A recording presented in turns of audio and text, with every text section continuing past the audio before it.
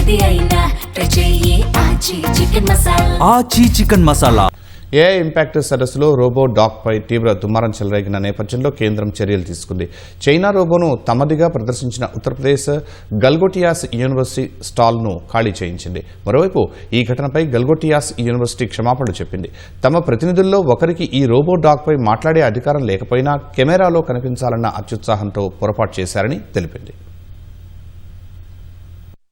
ఢిల్లీలో AI impact సదస్సులో robo dog పై వివాదం చెలరేగిన నేపథ్యంలో కేంద్రం చర్యలు తీసుకుంది.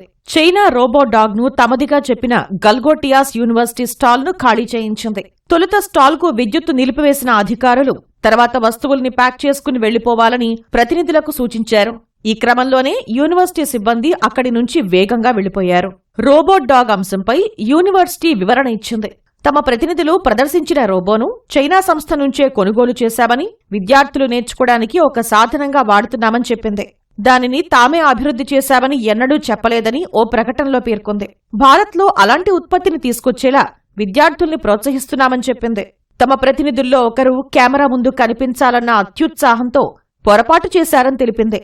రోబో డాగ్ పై మాట్లాడేందుకు ఆ ప్రతినిధికి సరైన అవగాహన లేదని, అధికారం కూడా లేదని తెలిపింది.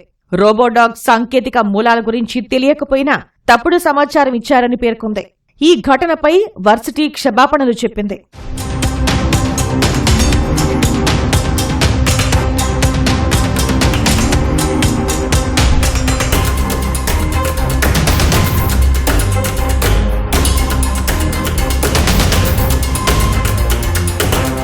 ఉత్తరప్రదేశ్లోని గ్రేటర్ నోయిడాకు చెందిన గల్గోటియాస్ యూనివర్సిటీ ఢిల్లీలో జరుగుతున్న ఏఐ సదస్సులో ఒక స్టాల్ ని ఏర్పాటు చేసింది. విశ్వవిద్యాలయంలోని సెంటర్ ఆఫ్ ఎక్సలెన్స్ లో రోబోడాగ్ ను అభివృద్ధి చేశామంటూ విద్యాసంస్థ ప్రతినిధుల్లో ఒకరు దానిని ప్రదర్శించారు. దానికి ఓరియన్ అని పేరు పెట్టి దాని పనితీరును మీడియాకు వివరించారు. ఆ వీడియోలు నెట్టింట్లో వైరల్ అయ్యాయి. అలాంటి రోబోడాగ్ నే చైనా రోబోటిక్ కంపెనీ యూనిట్రీ అభివృద్ధి చేసింది. యూనిట్రీ GO2 పేరిట విక్రయిస్తోంది. భారత్లోనూ ఆ విక్రయాలకు అనుమతి ఉంది. దాదాపు 3 లక్షలు పెట్టి ఆన్లైన్లో ఆ డాగ్ను కొనుక్కోవచ్చు. ఈ విషయాన్ని గుర్తించిన నెటిజన్లు యూనివర్సిటీపై తీవ్ర విమర్శలు గుప్పించారు.